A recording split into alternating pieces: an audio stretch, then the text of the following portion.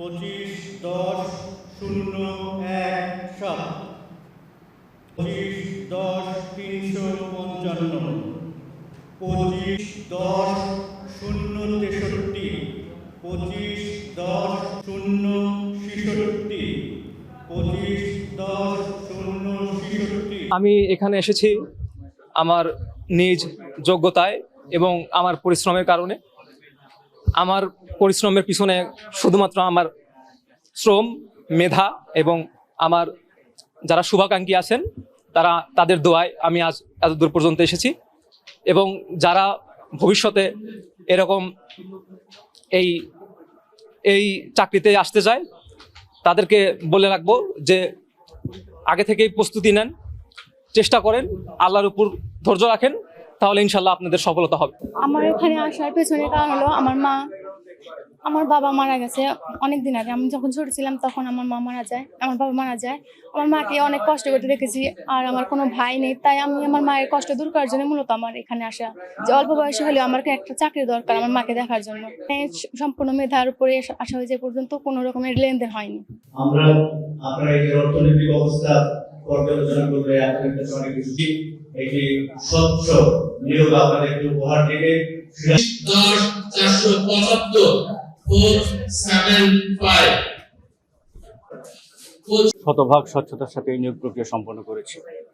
আর যদি রাজনৈতিক প্রেশারের কথা বলেন, এখানে অনেক দায়িত্বশীল ব্যক্তিবর্গ রয়েছেন, গুরুত্বপূর্ণ ব্যক্তিবর্গ রয়েছেন, কিন্তু আমি সত্যি তাদেরকে ধন্যবাদ জানাই। কারো পক্ষ থেকে কোনো ধরনের কোনো ব্যক্তিকে নেয়ার জন্য বা না নেওয়ার জন্য কোনো ধরনের কোনো চাপ আমাদের উপরে ছিল না। আমি সংশ্লিষ্ট যারা রয়েছে তাদেরকে আমি ধন্যবাদ জানাই।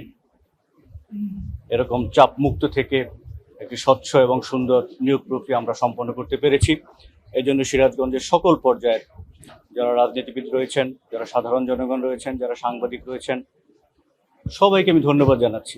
একই সাথে সিরাজগঞ্জবাসী যারা বিভিন্ন দায়িত্বশীল পদে রয়েছেন, আপনারা যারা রয়েছেন, আপনাদের সকলের সহযোগিতার ফলে এবং অসহযোগিতামূলক আচরণ থেকে দূরে থাকার ফলেই একটি চমৎকার নিয়োগ আমরা উপহার দিতে পেরেছি। এর ফলাফলটা কি হয়েছে?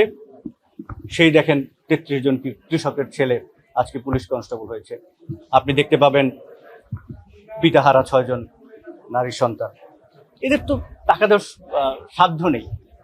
যাদেরকে আপনি জিজ্ঞেস করে দেখেন এদের সাধ্য আছে না। আমি জিজ্ঞেস করেছি বাবা কি করে, কৃষক, কাঠমিস্ত্রি, ট্রাকের ড্রাইভার, সিএনজি ড্রাইভার, রিক্সা চালক। যদি অনিয়ম হতো, দুর্নীতি হতো, তাহলে এরা কি আসতে পারত? আমার খুশির খবর এইটা যে সকল স্তরের মানুষ তাদের মেধা এবং যোগ্যতার ভিত্তিতে আজকে চাকরি পেতে যাচ্ছে। এটা আমাদেরও আনন্দের, এবং এরা মানুষকে ভালো সেবা দিতে পারবে বলে আমাদের বিশ্বাস। কারণ একটা চমৎকার নিয়োগের মাধ্যমে যখন তারা চলে আসে, তাদের দায়বদ্ধতা সমাজের কাছে থাকে, এদের চাওয়া পাওয়া থাকে না। আপনি দেখবেন এরা সবাই আবেগ আপ্লুত। কেন আবেগ আপ্লুত হওয়ার কারণ হচ্ছে এমন একটা জিনিস ঘটেছে যা অপ্রত্যাশিত ছিল তাদের জন্য। অনেক সময় অনেক কিছু শুনে এসেছে, বাস্তবিকতার প্রমাণ দেখে তারা যেটা দেখেছে, তাদেরকে যা আমরা বলেছি তারা সেটার প্রতিফলন দেখেছে। এটি হচ্ছে বাস্তবতা, এটি হচ্ছে নিরপেক্ষ নিয়োগ, এইটি হচ্ছে দুর্নীতি এবং অনিয়ম থেকে বেরিয়ে আসার শুভযাত্রা। সর্বমোট 4300 জন আবেদন করেছিল। 4300 জন আবেদন করার পরে আমরা যে 3 দিন যাবত, আপনারা জানেন যে শারীরিক পরীক্ষা ছিল, 200 মিটার দৌড় ছিল, 1600 মিটার দৌড় ছিল, এবং উচ্চ লাভ, টায়ার ছিল, ট্যাগিং ছিল, দীর্ঘ লাভ ছিল। সবকিছু শেষ করে 513 জন প্রথমে 513 জন তারা লিখিত পরীক্ষার জন্য নির্বাচিত হয়েছিল। লিখিত পরীক্ষার জন্য নির্বাচিত হওয়ার পরে আমাদের লিখিত পরীক্ষা হয় এখানে, এবং এই সকল উত্তরপত্রগুলো পুলিশ হেডকোয়ার্টার্সে চলে যায়। পুলিশ হেডকোয়ার্টার্সে ওখান থেকে দেখে উত্তরপত্রগুলো গতকালকে আমাদেরকে সরবরাহ করা হয়েছে। সেখানে 109 জন লিখিত পরীক্ষায় পাশ করেছে, এবং যে লিখিত পরীক্ষায় 109 জন থেকে আমরা মোট নিচ্ছি 58 জনকে নিয়েছি, যার মধ্যে মেধা কোঠায় এসেছে 57 জন, একজন এসেছে ক্ষুদ্র নৃগোষ্ঠী কোঠা থেকে। এটা হচ্ছে আমাদের চূড়ান্ত। আমি ক্ষুদ্র নৃগোষ্ঠী উপজাতি থেকে এসেছি, এবং আমার বাবা মা খুবই গরিব। আমরা মধ্যবিত্ত গরিবের মধ্যে পড়ি, সোজা কথা। আমরা মধ্যবিত্ত থেকে এসেছি, এবং আমি বাবা মার কষ্ট ছোটকাল থেকে দেখে আসছি। বাবা মা কষ্ট করে আমাকে পড়াশোনা করাইতেছে। ওরা কৃষক, তিনি কৃষিকাজ করে। আমাদের যে জমি আছে, অল্প কিছু জমি আছে, ওরাই কৃষিকাজ করে, নিজের সংসার চালায়, যা খুবই কষ্টকর। তারপরে বড় ভাইদের কাছে শুনলাম যে হচ্ছে পুলিশের চাকরি হয় 18 বছর থেকে নেই। আমি আবেদন করা শুরু করলাম এবং আমি চেষ্টা করে এ পর্যন্ত এসেছি।